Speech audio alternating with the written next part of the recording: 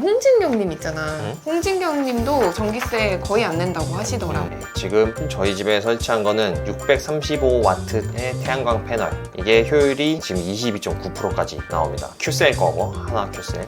사이즈가 보시면은 2.5m 곱하기 1.2m 정도 되니까 꽤 커요. 그게 저희 집에는 635W짜리가 총 15개가 설치되어 있습니다. 그래서 이게 9.5525kW 네. 시간당 발전량이 이렇게 됩니다. 한전 앱에 들어가면 파워 플래너라는 게 있는데 요거 들어가면은 우리 집 전기가 실시간으로 얼마가 나가고 있고 매일 어떻게 나가는지 다 확인을 할 수가 있습니다. 월 단위로도 확인이 가능하고요. 그래서 지금 6월 보면은 발전량이 165kW인데 그러면은 전기료가 이제부터 0원이다, 빵원 이렇게 나온다고 볼 수 있는 건가요? 안녕하세요, 재미녀입니다. 여러분, 재테크의 첫걸음 어디서부터 시작해야 할까요? 현존하는 최고의 투자자 워렌 버핏은 투자 철학만큼이나 검소한 일생이 유명합니다. 1958년에 오마하에 집을 사서 여전히 거주 중이고요. 고급차 대신 캐딜락 XTX와 같은 평범한 차를 타는 것으로 유명합니다. 한때 전용기를 샀다가요, 죄책감이 들어서 다시 팔았다고 하고요. 필요 이상으로 돈을 쓰는 것에 대해 늘 자제하고 비판적인 시각을 가진 분입니다. 이처럼 가장 기본적인 재테크는 절약에서 시작한다는 말이 있습니다. 전기세에 영원에 살고 있는 알뜰살림의 달인 재미남님은 평소 지출을 어떻게 아끼는지 태양광 발전소로 전기세 아끼는 법부터 시작해서 이야기를 들어보도록 하겠습니다. 안녕하세요, 재미남님. 안녕하세요. 재미남님께서는 가장 존경하는 투자자는 어떤 분이시죠? 저는 찰리 먼거를 가장 존경합니다. 네, 이유는요? 이유는 변호사로서 이제 활동을 하다가 그 영역에서 얻은 경험과 그 다음에 이 워렌 버핏이라는 훌륭한 벗을 가지고 엄청난 결과를 낸 분이시잖아요. 그래서 저는 개인적으로 존경합니다. 찰리 먼거 같은 경우는 40대 때 투자업 본격적으로 시작한 걸로 알고 있고요. 네, 알겠습니다. 찰리먼거를 가장 존경하시는 재미남님. 요즘 같은 여름에 에어컨 하루 종일 틀자니 전기세가 걱정인 분들 많으시잖아요. 근데 또 안 틀자니 너무 덥죠. 그래서 오늘은 우리 집 전기를 스스로 만드는 태양광 발전 이야기를 준비했습니다. 재미남님께서 이 분야에 대해서 좀 알고 계시다고요. 또 경험도 해보시고요. 지난 수년 동안 계속 엄청나게 그 유명한 대체 전력 뭐 이런 걸로 얘기를 들어왔었고 저는 인프라적인 거에 관심이 많으니까 이게 진짜로 어떻게 삶에 도움을 줄 수 있는지 그게 항상 궁금했거든요. 그래서 최근에 이제 나온 태양광 패널들을 찾아보니까 효율이 한 10년 전보다 훨씬 많이 좋아졌더라고요. 그래서 지금쯤이면은 이 정도 돈 투자해서 할만하겠다 해서 최근에 태양광을 설치를 했습니다. 그래서 현재는 그 자택에다가 태양광 패널을 설치해 놓고 계신 건가요? 그렇죠. 그 과정을 좀 설명해 주시면 좋을 것 같아요. 사실 태양광 패널을 이용해서 집에다가 전력을 공급하는 것 자체는 복잡할 게 전혀 없어요. 그거는 태양광 패널 설치하고 그 다음에 배터리 하나 연결하고 그 배터리랑 우리 집이랑 연결하면은 물리적으로는 전기적으로는 끝인데 이제 우리나라는 한국전력이 있다 보니까 한국전력과 계약을 체결을 해야 됩니다. 그래서 해외 각자 가정집에다가 패널 설치해서 하는 거랑은 조금 차이가 있습니다. 그래서 만약에 태양광 발전소를 내 자택에다가 설치를 하고 싶다라고 고민을 하시는 분들이 있을 것 같아요. 첫 번째 조건은 어떤 게 필요할까요? 첫 번째 조건은 공간입니다. 공간. 태양광 발전 사업 자체는 부동산 개발업이랑 동일합니다. 그래서 우리나라 같은 경우는 태양광 발전 사업자가 있고 그 다음에 그냥 단독주택이나 이런 집에 설치하는 자가소비형 이렇게 크게 두 가지로 나눠지는데 일단 저는 자가소비형으로 집에다 설치를 한 거고 서울 같은 아파트나 빌라 위주의 집들은 설치하기가 쉽진 않고 서울의 소수의 단독주택과 지방 쪽 가면 이제 단독주택이 많으니까 그런 단독주택들은 제가 알기로는 거의 다 공간만 나오면 설치한 걸로 알고 있습니다. 최근 몇 년 사이에 엄청나게 많은 설치를 한 걸로 알고 있고 그래서 첫 번째는 공간이다. 특히 우리나라 같은 경우는 남쪽을 향해서 패널을 설치해야 효율이 잘 나오기 때문에 남향으로 내는 공간이 필요하다. 공간 얼마나 필요한 거예요? 패널이 결국은 사이즈가 뭔데 구체적인 크기를 한번 비교를 해볼까요? 근데 지금 너무 결과론적으로 얘기를 해주셔서 그런데 좀 과정적으로 좀 단계적으로 차근차근 얘기해 주시면 처음부터 아무것도 모르실 거잖아요. 그러면 정보 검색이나 계산하는 방법 이런 걸 좀 알려주시면 좋을 것 같아요. 정보 검색은 어떤 방식을 통해서 하신 건지. 친환경, 특히 태양광 발전 사업 법령 쪽이 너무 자주 바뀌어서 인터넷에 검색을 해봐도 과거 정보가 많이 나오고 이래가지고 정확하지가 않더라고요. 네. 그래서 저도 사실 잘 모르고 그냥 업체에다 연락해서 신청한 겁니다. 그랬더니 옛날 것들 인터넷 나오고 보면은 뭐 비용 관련해서 뭐는 얼마 이래가지고 엄청 복잡하게 돼 있는데 제가 전화를 해서 물어보니까 그냥 킬로와트당 120만 원. 그리고 끝. 뭐 사다리차 비용 이런 거 다 빼고 그냥 설치 비용 말씀하시는 그러니까 거예요? 설치하는데 사다리차 비용, 모시기 비용 포함해서 그냥 킬로와트당 120만 원. 다만 한전에다 내야 되는 설계 전력량 증설 비용 이런 거는 네. 제외하고. 그럼 총 설치비는 전체적으로 봤을 때는 얼마 정도 들었을까요? 지금 9kW 용량으로 설치를 했으니까 120 곱하기 9 하면은 1,080만 원이잖아요. 거기에 부가세 포함하고 그 다음에 지금 저희 집 같은 경우는 집에 들어오는 전기 설비가 단상이 아니라 3상 380V짜리를 기본으로 돼 있어가지고 그거를 가정용 단상으로 바꿔주는 그 설비 그거 뭐 한 30만 원인가 하고 그 다음에 집에 전력 용량이 계약 전력이 7kW였으니까 이 9kW까지 올리는데 그거 한전에다 올리는 비용 한 26만 원 정도 네. 냈던 것 같고. 그럼 다 해서 뭐 한 1200? 200 네, 정도 정도. 들었겠네요. 네. 그게 설치비가 끝나면은 더 이상 뭐 추가로 내는 돈은 없다. 없죠. 네. 네. 뭐 세금이나 아니면은 그런 거 구독료 없습니다. 이런 것도 없습니까? 알겠습니다. 옛날에는 찾아보니까 이 태양광 설치 자체를 이제 구독 방식으로 하는 것도 많았던 것 같더라고요. 네, 저도 들었어요. 그런데 그게 계산해 보면은 굉장히 비쌉니다. 그러니까 설치를 해서 발전되는 용량이 얼마를 설치 업체 쪽에다 뭐 넘겨주고 뭐 하여튼 뭐 되게 복잡하게 돼 있었는데 그 방식은 이제는 거의 안 하는 것 같더라고요. 옛날 자료는 많이 나오는데 최근엔 제가 연락해봤을 때는 그 방식은 아예 얘기조차 하지 않았거든요. 알겠습니다. 그럼 태양광은 단독주택에만 설치가 가능한 걸까요? 공동주택에도 당연히 설치 가능하죠. 그래서 요즘 신축 아파트의 옥상 부분에 유심히 보시면은 태양광 패널이 꽤 많습니다. 꽤 많은데 근데 그거는 이제 공용전기 부분에만 아마 사용할 것 같고 네. 각 세대는 아마 사용할 수 있을까 모르겠네요. 그게 용량이 네. 각 세대에다가 안분을 해줄 만큼 나오지 않을 것 같기는 하거든요. 네. 알겠습니다. 다세대 빌라 같은 경우에는 설치도 가능할까요? 가능하죠. 태양광을 달 거를 설계를 해도 되고 뭐 아니면은 뭐 주인 세대만 연결해서 할 수도 있고 뭐 그렇죠.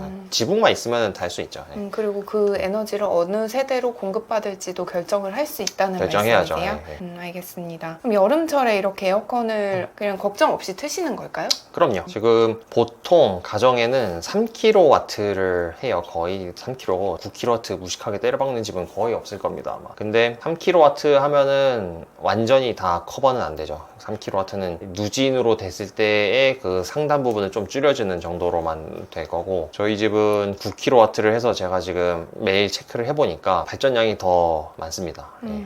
그럼 최대 9kW까지. 그게 가정은 그렇습니다. 네. 저희 지금 정확히 뭐 9.525kW잖아요. 네. 이게 10kW를 초과하게 되면은 사업자 등록을 해서 전기 판매 사업자 거쳐야 돼요. 그리고 이 10kW부터는 태양광 패널 개수가 16개 이상이 되잖아요. 그러면은 집에 설계 구조 검토를 받아야 된다고 합니다. 원래는 12kW까지 허용을 해줬다고 하는데 최근에 그걸 줄였다고 하더라고요. 가정용으로 하는 그 범위를. 그래서 이제 10kW 언더로만 할 수 있다 그래서 사실 저희 집 옥상 같은 경우는 제가 봤을 때 다 뒤덮으면 20kW도 넘게 나올 수도 있거든요. 뭐 그렇게 하려면은 설계사무소 가서 이거 집에 설계 그 확인 받고 그거 가지고 이제 한전이랑 이런 데다가 신청하고 사업자 등록 따로 내야 되고 그러면은 한전이랑 상계 거래하는 게 아니라 전력 네. 판매를 아예 하는 것 같더라고요. 네. 수입이 괜찮나요? 어떤가요? 전력 사업자로 등록을 해서 전력을 한전에다 파는 개념이 네. 돼야 나한테 수익이 들어오는 네. 거지 지금 가정용에 있는 거는 그렇죠. 한전이랑 상계 거래라는 걸 체결을 합니다. 태양광 패널이 실시간으로 발전을 하고 있을 때는 그 발전에서 집이 전기를 쓰고 그 쓰고 남는 걸 다 한전 쪽에서 체크를 해가지고 저장을 해뒀다가 나중에 밤이나 아니면 날씨가 안 좋아서 발전량이 없을 때는 한전 전기를 쓸 거잖아요. 수전을 하잖아요. 그 수전량이랑 상계를 하는 겁니다. 근데 그렇게 되면은 그러니까 수익성이 얼마나 나는지 궁금해요. 수익성 그거는 아직 저도 모릅니다. 네, 체크를 해봐야 돼요. 근데 확실한 거는 전기요금이 오르면 오를수록 수익성이 높아지기 때문에 네. 이게 태양광 셀 수명이 30년 보증이거든요. 그리고 인버터 같은 거는 고장이 나면은 교체를 할 수는 있지만 셀 자체가 고장이 나는 경우는 거의 없다고 하니까 왜냐면 셀은 그냥 고정돼가지고 햇빛 받는 애들이니까 그래서 제가 어렴풋하게 그냥 대충 계산해 봤을 때 전기를 많이 쓰는 집은 3년 쓰면 손익분기점을 넘는 거였는데 이게 보통 손익분기점 넘는데 7년 정도 걸리는 걸로 제가 찾아봤을 때 나왔었거든요. 그거에 네. 비하면 저희는 집 워낙 전기를 많이 쓰는 집이라서 훨씬 빨리 되는 거죠. 정부에서 설치비 보조금도 주나요? 보조금 줍니다. 주는 사업이 있는데 수강 신청하는 것보다 더 빡세요. 그리고 3kW까지밖에 안 되고 네, 그리고 그래도 3kW면 몇백만 원 되겠어요. 그쵸. 네, 360만 원 정도 되겠네요. 네, 그래서 보조금이 300만 원인가 이랬던 것 같고 제가 찾아봤을 때 그러면은 엄청 좋죠, 사실. 네. 근데 이제 정남향 네. 정남향으로만 설치를 해야 됩니다. 저거는 그런 제약이 있기는 해요. 그래서 사실 저희 집 같은 경우도 남향으로 설치를 하긴 했지만 한 절반 정도의 패널은 지붕에 딱 붙여서 남향 남쪽을 바라보고 있는 지붕에 딱 붙여서 붙였고 나머지 절반 정도는 구조물로 세워서 이렇게 남향을 만들었거든요. 근데 저런 보조금을 받으려고 하면은 전부 다 남향으로 해야 되고 3kW 초과해서는 안 되고 그래서 어차피 저희 집에는 못 하는 거더라고요. 9kW나 6kW 이렇게 하려면은 안 됩니다. 3kW만 하고 나머지 6kW는 이렇게 그렇게 일부만 해도 되잖아요. 네, 그것도 물어봤는데 네. 그렇게 안 된다고 하더라고요. 네. 할 거면 하고 안 할 거면 안 네, 하고. 업체 쪽에서 제가 물어봤는데 그렇게는 안 된다고 확인했습니다.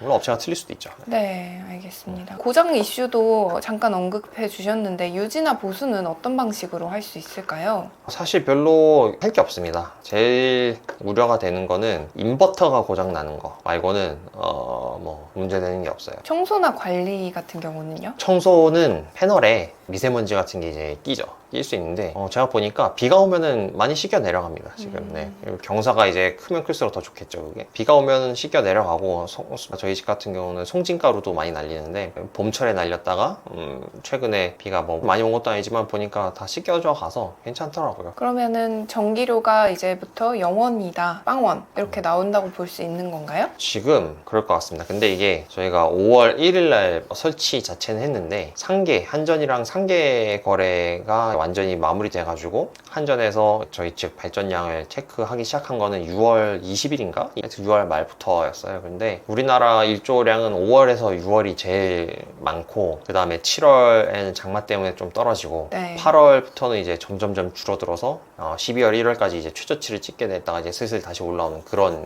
구조더라고요. 근데 5월 달에 발전량이 제가 인버터에 찍히는 숫자를 확인해 봤을 때 한 달 동안 1200kW가 발전이 됐거든요. 근데 그게 다 날라갔습니다. 그게 다 날라가서 그것만 안 날라가고 상계 처리가 됐다고 했으면은 1년 내내 지금 전기료가 0인 건데 그게 날라가는 바람에 지금 그리고 7월부터는 지금 비가 많이 오고 날씨 안 좋은 날이 많아서 네. 한번 확인을 해봐야 될 것 같습니다. 6월에는 얼마 발전됐는지는 아직 모르고요. 6월 발전량은 한번 확인해 볼게요. 이게 한전에 앱이 있어가지고 다 체크가 됩니다. 이게 엄청 좋더라고요. 한전 앱에 들어가면 파워 플래너라는 게 있는데 요거 들어가면은 우리 집 전기가 실시간으로 얼마가 나가고 있고 매일 어떻게 나갔는지 다 확인을 할 수가 있습니다. 월 단위로도 확인이 가능하고요. 그래서 지금 6월 보면은 발전량이 165kW인데 이게 그러니까 낮에 발전할 때 쓰고 세이브 된 게 이거란 얘기입니다. 그러니까 실제 발전량보다 훨씬 높은 거예요. 네. 네. 그리고 수전은 626이니까 이게 낮에 발전된 거를 쓰고 그거가 이제 오버하거나 아니면은 밤같이 이제 발전이 없을 때 쓴 전기량이 다 한 달 동안 합쳐진 게 626이거든요. 이렇게 치면은 지금 우리가 6월부터 에어컨을 본격적으로 쓰기 시작했으니까 실제로는 훨씬 더 많이 썼다는 얘기입니다. 전기를 거의 900kW 가까이 아마 썼을 거고요. 작년 사례에 비추어 봤을 때는 그러면은 이게 지금 10만 원 나왔거든요. 네. 많이 줄인 거죠. 알겠습니다. 그래도 좀 어렵긴 하네요. 복잡합니다. 이게 복잡한 건 둘째 치고 찾아봐도 정보가 잘 안 나와요. 그러니까 광고 뭐 이런 건 나오고 실제로 설치한 사람이 후기 이런 것도 잘 없고 그리고 이게 정책이 너무 많이 바뀌어가지고 옛날 거는 다 막 안 맞다고 하는 거예요. 그러니까 제가 막 이거 설치하면서 업체랑 연락할 때 인터넷에 뭐 블로그나 뭐 이런 거 찾아가지고 얘기하면은 뭐 지금은 다 아니라는 거예요. 근데 그러면 사기 같은 경우도 많겠어요. 왜냐면 옛날에 많았더라고요. 그러니까 아까 말한 것처럼 할부 아니면은 뭐 태양광 할부 설치 막 이런 거가 보니까 거의 사기인 거예요. 그래서 요즘은 많이 없어진 것 같고 그렇게는 거의 안 하는 것 같고 이제는 만약 업체를 고를 때 주의해야 할 점이 있을까요?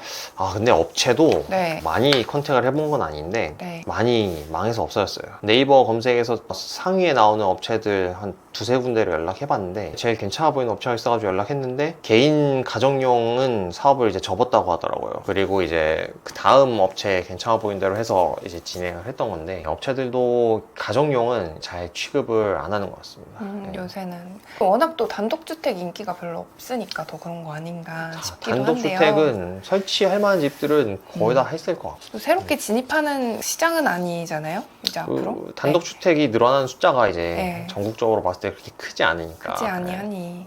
근데 확실한 건 단독주택을 만약에 신축을 하게 되면은 무조건 해야 된다, 태양광. 태양광 설치까지 고려를 해서 아예 설계를 지붕을 하는 게 설계를 해야 된다. 가장 좋은 방법이다라는 말씀이시고요. 그리고 아까 말씀하셨듯이 설치를 하자마자 한전에다가 뭘 신청해야 된다고요? 상계 거래 신청을 해야 상계 됩니다. 거래를 신청을 해야지 세이브되는 전기 그 발전량을 또 저장을 해서 다음 달까지 2월에서 쓸 수 있다는 거죠. 다음 달뿐만 아니라 이제 네. 계속 2월이 된다고 했는데 계속 이것도 2월이 되는 거. 언제까지 2월이 되는지에 찾아봤는데 네. 얘기가 없어요. 정확하지가 않다고 다들 몰라요, 그걸. 그래서 이거는 제가 한전에다가 전화해가지고 한번 물어보려고 합니다. 어느 인터넷 자료에서는 1년 단위로만 한다는 얘기도 있고 네. 근데 사실 1년 단위로 하면 그건 상당히 불합리한 거거든요. 그래서 그건 아닐 것 같은데 한번 확인을 해보려고 합니다. 네. 이런 걱정하시는 분들도 있을 것 같아요. 화재가 날 수도 있는 거 아닌가? 이거는 화재랑은 아무 상관없습니다. 태양광이니까 이거는. 네. 열 발전이 아니잖아요. 빛을 받아서 얘가 흡수를 해가지고 거기에서 이제 전기가 생기면은 그게 직류로 생기는데 그거를 교류로 바꿔서 집으로 연결시키는 거거든요. 태양광 패널이 발전을 시키고 그 발전시킬 때 나오는 전기가 직류로 나오는 거예요. 직류로. 그래서 DC2로 나오는데 그거를 인버터를 통해서 AC 교류로 바꾸고 그 교류로 바뀐 거를 이제 우리 계량기랑 연결을 하는 거죠. 왜냐면 우리가 쓰는 전기는 다 교류니까. 갈수록 이제 전기료가 오른다는 그런 추세인 것 같아요. 해가 갈수록 전기세가 부담스러워 하시는 분들도 계시고 걱정하시는 분들도 많을 것 같은데 이런 분들을 위해서 좀 어떻게 뭐 방안이 있을까요? 전기세 아낄 수 있는 방안? 태양광 설치 같은 경우는 워낙 이제 좀 특이한 케이스잖아요, 아무래도. 가정에서 좀 전기세 아낄 수 있는 방법이 있다고 생각하시나요? 없죠. 여름에 아파트에 있을 때 이제 에어컨이 이제 방마다 있는 게 아니고 거실에 큰 거 하나 두고 이제 있었던 건데 에어컨을 안 켜고 살 수가 없잖아요. 그러면은 방법이 없더라고요. 그래서 그때 관리비가 얼마였더라? 전기료만 90 몇만 원이었어. 그러니까 관리비 딴 거 합치면 다 합치면 100 얼마였어. 100 몇십만 원이었거든요. 그 중에서 전기료만 90 몇만 원이 나온 적이 있죠. 작년에. 앞으로 계속 오를까요? 전기료 어떻게 될까요? 지금 이제 정권이 바뀌었으니까 오르게 될 겁니다, 아마. 정권 바뀐 거랑 뭔 상관이죠? 총선이 끝나고 오르게 될 겁니다. 왜요? 이게 전기료나 가스료가 이제 항상 그 인상이 어려운 이유가 이제 민심 이탈이 생기기 때문에 선거 있으면은 미루고 지금 아마 더 미룰 수 있는 수준이 아닐 겁니다, 한전이. 그럼 또 오른다. 총선이 언제죠? 28년. 28년에요. 28년이니까 그러면은 올해 올릴 겁니다. 어쨌든 지금도 굉장히 비싼데 혹시 그럼 이런 분들도 계실까요? 전기세 때문에 단독주택 이사 가겠다 이런 마음을 먹는 분들도 계실까요? 지금은 잘 없을 텐데 그 유튜브에 이제 제 거에 맨날 뜨는 게 그 EBS 탐구생활 집이라는 게 있거든요. 거기에 최근에 건축가가 새로 이제 자기 집을 지어서 들어간 거. 근데 집에 에어컨이 없어요. 에어컨이 없고 히트펌프 시스템으로 집을 설계를 해가지고 집이 이제 1년 내내 실내 온도가 24, 5도가 되는 겁니다. 히트펌프 시스템 이건 뭐예요? 히트펌프는 지금 한국에서는 잘 안 쓰이는데 저게 해외에서는 웬만하면 다 각 집마다 들어가거든요. 전기 에너지로 공기, 물, 땅 등에 존재하는 저온의 열을 흡수한 후 이를 고온으로 끌어올려 난방, 급탕, 냉방 등에 활용하는 시스템입니다. 하나로 그럼 난방도 되고 냉방도 된다. 맞습니다. 그게 핵심이에요. 그리고 이게 보통 지열을 많이 사용하기 때문에 지하에 하여튼 땅에 붙어 있어야 됩니다. 제가 알기로는 그래요. 그래서 여름에는 지하가 차잖아요. 물을 그쪽으로 해가지고 물론 냉매도 들어가겠지만 지하에서 이제 물을 차게 만들어서 집안 배관을 통해서 찬물이 돕니다.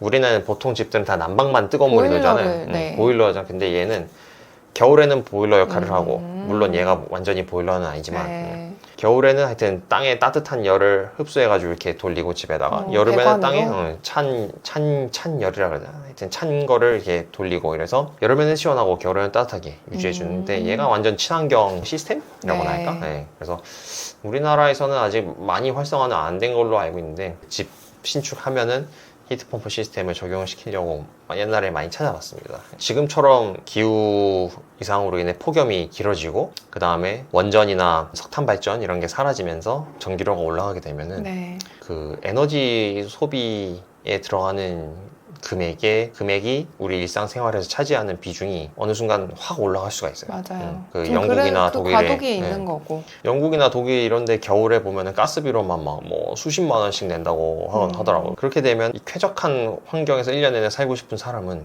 에너지로 돈을 내야 되는 금액이 점점 커지니까 이럴 바에는 그냥 단독주택에서 살자 이렇게 나올 수도 있을 것 같아요.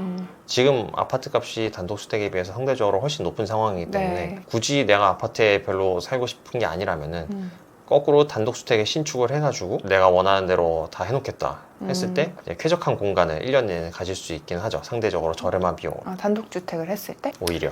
알겠습니다. 근데 또 세대수가 많아지면 가정별 전기세는 또 가정별로 네. 부담을 해야 되는 그쵸. 거니까. 그거는 공용 공간에 대한 관리비랑 전혀 상관없습니다. 그럼 아파트에 살았을 때 전기세에 대한 메리트는 전혀 없는 거예요? 전혀 없죠. 네. 그럼 우리가 살아봐서 알지만 아파트에서는 혹시 태양광 패널이나 방법은 아예 없다고 보시는 거예요? 옥상에다가 태양광 패널을 설치를 해서 그거를 모든 세대에다가 나눠서 쓰게끔 하면은 뭐 될 수야 있지만 모든 세대가 다 나눈다고 해서 유의미한 수치가 나올 것 같지는 않다 생각합니다. 네, 알겠습니다.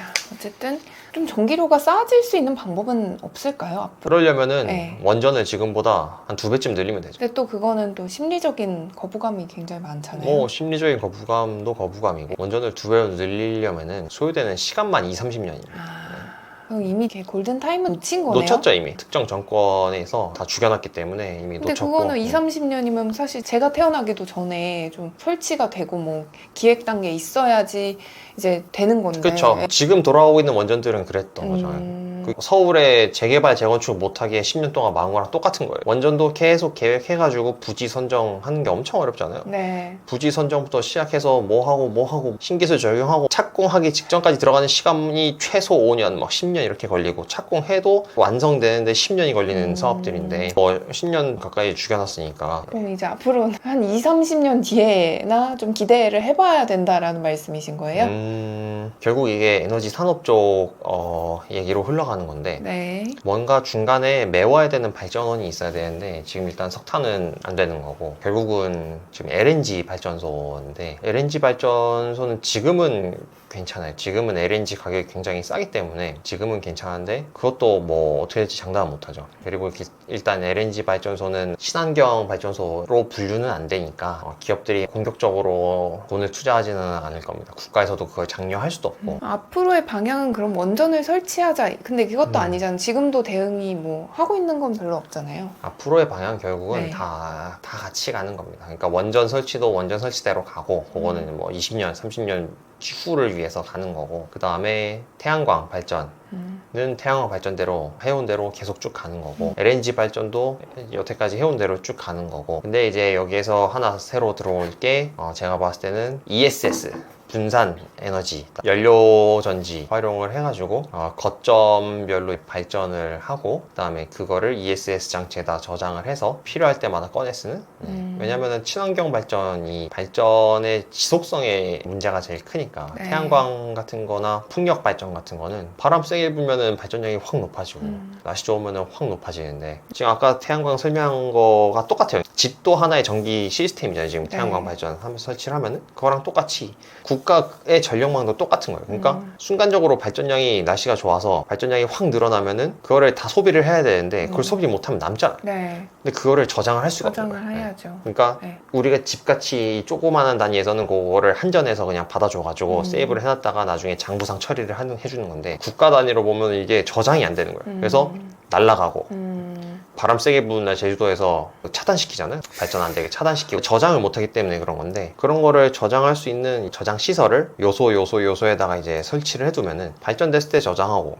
저장했다가 이제 발전량이 적을 때 꺼내 쓰고 이제 이렇게 하는 식으로 전 세계가 다 똑같이 방향을 잡고 움직이고 있습니다. 그럼 그걸 추진하는 업체는 국내 회사들은 어떤 회사들이 좀 있을까요? 지금 저거는 ESS 관련해서는 SK그룹 쪽에서는 하고 있죠. 네, 하고 있고 뭐 하나나 두산이나 이렇게 에너지 기업들에서는 어떻게? 뭐 다들 공부는 다 해놨을 거예요. 다만 이게 자기네 회사에서 하는 사업이 아니냐일 뿐인데, 근데 이것도 문제가 있습니다. 결국은 부동산입니다. 이 에너지 저장 장치도 미국 같은 데는 이게 꽤 활성화돼 있어가지고 텍사스, 뭐 오스틴, 뭐 이런 대도시 ESS 배터리들이 잔뜩 있어가지고 하여튼 소비지랑 가까이 있어야 되거든요. 소비지랑 가까이 있어야 되는데 지금 한국에서는 그게 과연 가능할까? 특히 도시에서는 산업단지 옆에다가는 만들 수 있겠지. 지방의 산업단지 옆에다가는 만들 수 있겠지만 도시 옆에다가 저걸 할 수 있을까? 그게 들어온다고 하면은 과연 님비 현상이 없을까? 그게 개인적으로 매우 궁금합니다. 어떻게 될지. 또 에너지 산업도 어떻게 보면 데이터 산업이랑 좀 비슷하게 가는 경향이 있네요. 데이터가 너무 많이 발전이 되면서 그걸 어쨌든 저장을 해야 되는 데이터 센터가 필요한 거고, 또 에너지가 너무 국가적으로 발전이 되면은 그걸 저장할 수 있는 ESS 단지가 필요한 거고, 이렇게 이해를 하면 될까요? 그렇네요. 네. 결국은 저장이 네. 중요한데 그거를 저장을 하기 위해서는 기본적으로 물리적인 설비가 있어야 되지 않습니까? 물리적인 설비는 결국 공간을 차지하기 때문에 부동산 문제다. 궁극적으로는 가면은 또 부동산 문제와 또 연결이 그쵸. 된다라는 말씀이신 거네요. 알겠습니다. 재민남님, 마지막으로 하고 싶은 말씀 혹시 있으시면은 저희 재민여 구독자분들께 좀 한마디 해주시죠. 태양광 발전 진짜 강추합니다. 이게 괜히 다 하는 게 아니더라고요. 예, 사실 근데 지금 한 가지는 하나 걸리는 게 있습니다. 하나 걸리는 거. 네네, 말씀해 주셔야죠. 그런 거. 왜 제가 추가 질문하니까 얘기해 주시는 거예요? 바로 이겁니다. 한화 큐셀에서 최근에 그 미국에서 새로 인증받은 그 태양광 패널이 있는데 네. 이게 소재가 다릅니다. 페로브스카이트. 아시는 분들은 다 아실 거예요. 페로브스카이트. 제가 왜 말씀드리냐면 이게 맨날 실험실 단계에서만 나오던 얘기만 언론에 나오다가 실제로 한화 큐셀에서 미국에서 인증을 받은 거예요, 지금. 그래서 이제 진짜로 이걸 우리가 쓸 수 있게 됐다. 꿈의 소재 막 이런 식으로 언론이나 이런 데서 얘기를 하던 거더라고요. 페로브스카이트 설명을 좀 해주시죠. 기존은 다 실리콘 베이스로 지금 패널을 만들었는데 요거는 제가 알기로 뭐를 바른 겁니다. 거기다가. 실리콘 패널 위에다가요? 네, 그래서 어렵네요. 내용이 어렵습니다. 아니, 그래도 설명 어렵네요. 접근을 해보셔야죠. 조금 그러니까 단순하게. 이게 텐덤 셀이라 그래가지고 네. 실리콘 거에다가 페로브스카이트를 이렇게 합친 셀인 거예요. 네.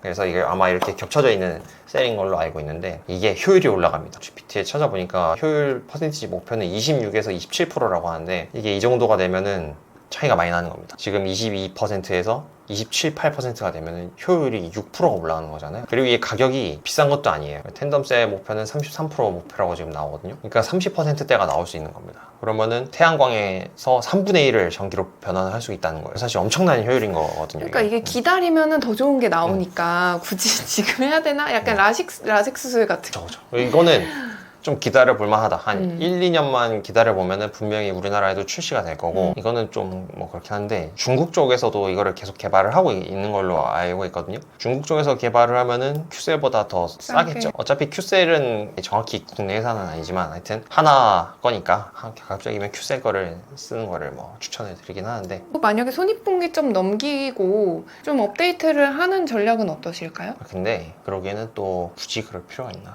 그리고 사업자로 돌리면서 부수입을 벌면 되잖아요. 그 정도로 과연 수익이 나올까? 그거는 모르겠네요. 그렇게 하려면은 서울이 아니라 네. 저기 남쪽에 땅을 하나를 확보를 해가지고 태양광 발전을 크게 해야죠, 사업을. 원래 그 발전 사업 자체도 이제 보조금이 엄청 많이 나왔었는데 요즘은 어떤지는 모르겠네요.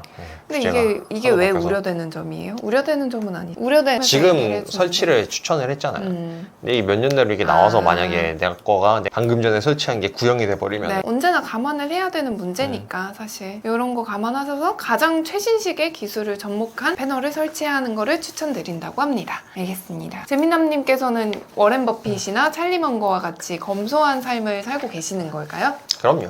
있습니다. 그럼 오늘은 우리 집 전기를 스스로 만들고 전기세를 0원으로 만드는 태양광 발전 이야기를 준비해봤습니다.